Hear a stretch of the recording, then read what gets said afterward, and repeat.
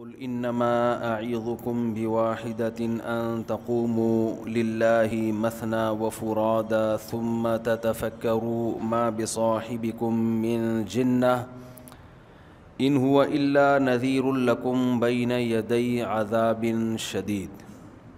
سورہ سبا اس کی آیت نمبر 46۔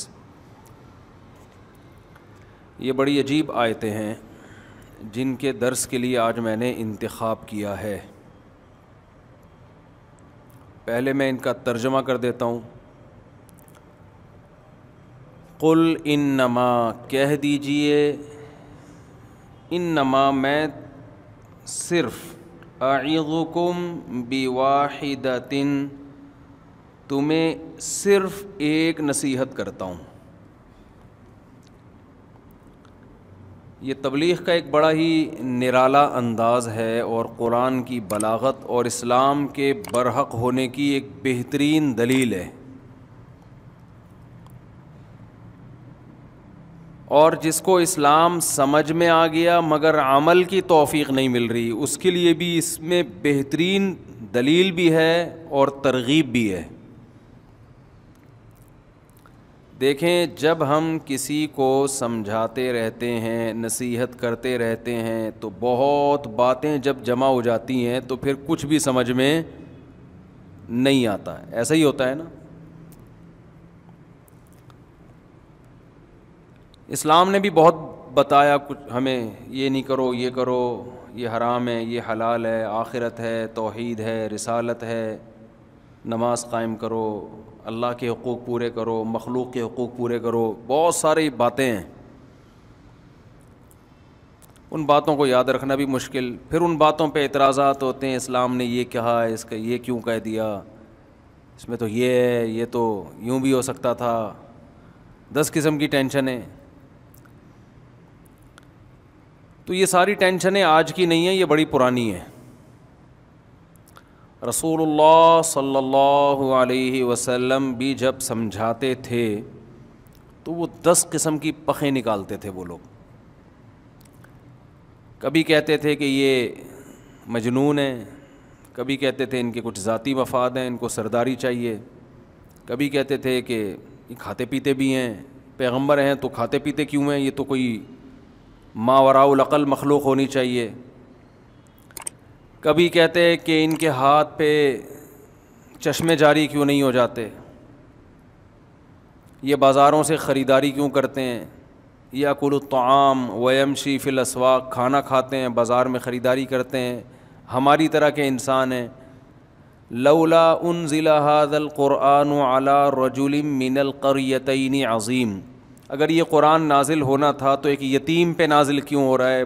بستیوں میں طائف اور مکہ میں بڑے بڑے سردار موجود ہیں جن کی ایک بڑی وجاہت ہے، پیسہ بھی ہے، عزت بھی ہے، ان پہ کیوں نہیں آ گیا، انہی کو کیوں سلیکشن ہوئی ان کی؟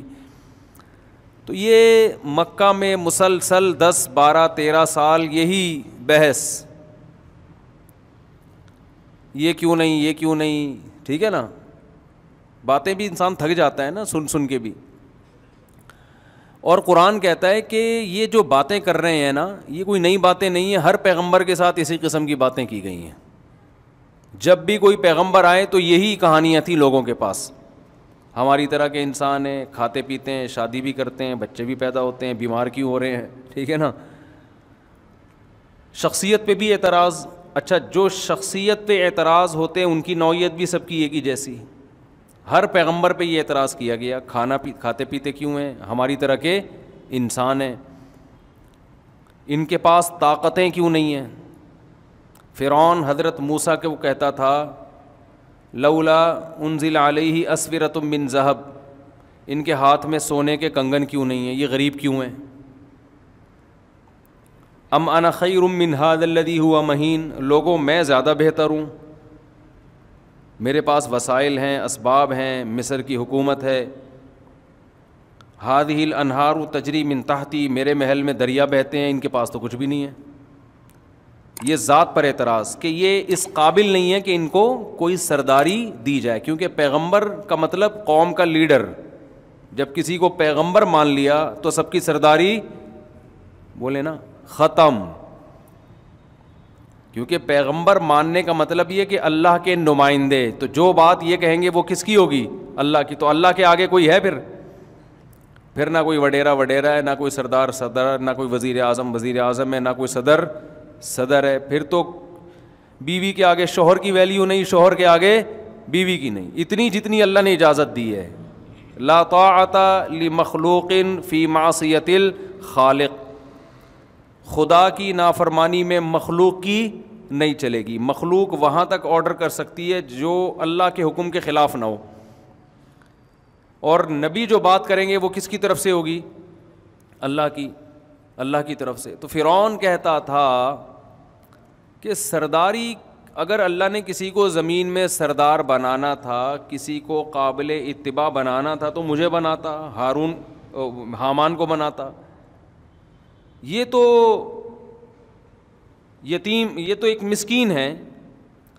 نوح علیہ السلام کو بھی یہی طعنہ دیا گیا. تو کچھ طعنے تھے جو ذات کو دیے جاتے تھے، ذات کہ ان میں ایبلٹی نہیں ہے، ان میں قابلیت نہیں ہے، یہ اللہ کی طرف غلط نسبت ہے کہ ہمیں بنایا. اللہ بناتا تو ان کو نہ بناتا، ان میں یہ صلاحیت نہیں ہے،